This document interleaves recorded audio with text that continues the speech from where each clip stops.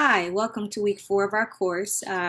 This week is pretty simple. Actually, you just have your midterm project check-in, and that's pretty much to give you feedback on the things that you create. So the way that this week's lectures will work, I took out the personal response and the reading response because I wanted to make sure you had an opportunity to really develop your midterm project for the next 2 weeks. So obviously next week the midterm project is due, or the week after next, June 9th.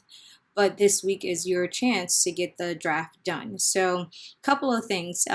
Make sure that you do the reading. Take some time to set aside the reading proportion of this module because it actually shows you some of the cool things that you can do with your lesson plans to ensure that you are creating opportunities for the student growth goals to be seen. So ideally you'll do your reading and then you'll take a little bit of time to start creating, if you haven't already done so, the draft that you have. The key with the draft is that yes, it is a lesson plan, but I'm expecting a lesson plan that's very well aligned. So the thing that you need to keep in mind is that you need to make sure that you know the terminology, also the concepts and the phrases that have been mentioned throughout the last 4 weeks of readings. If I don't see those things, then it kind of makes it seem like you have not completed the reading, which would then lead me to ask a lot more questions. So the more that you use the readings to support your developed lessons, the better. I should see well-developed lesson plans with details. I shouldn't have to do a lot of guessing in regards to, okay, what are the activities?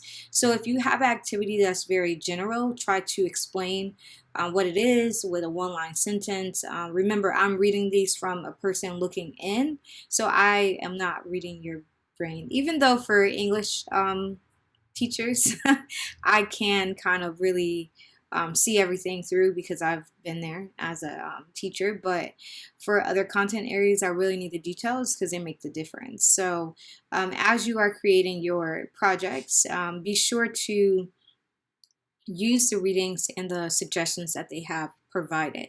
Go back to the examples, especially for the growth goals, the SMART one from the previous week. It's very important that you actually implement or integrate the language from the actual PowerPoint and implement that into your lesson when you have when you do steps 3 and 4. So hopefully this helps you. If you have any questions, please feel free to email me. I don't have an example yet. As you probably already know, I wait for you to produce the work to create the example because it's more authentic, and also it actually demonstrates what is supposed to be done. So and I usually pick the best one out of the checks. So you should get one by Sunday afternoon-ish. Depending on when people turn in their projects, I'll be looking in between Saturday and Sunday. And thank you so much for those of you who allow me to use your samples or your work as samples of great examples, because I know some of what I'm asking is a little bit challenging.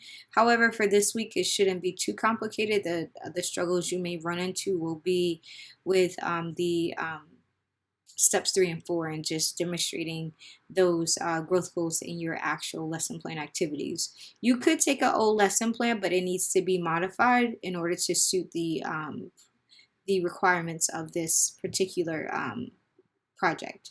Please let me know if you have any questions or concerns. And again, I hope you're having a great finish to your school year. This is the last week for teachers, so hopefully you can get everything done and enjoy your Memorial Day. Have a great day.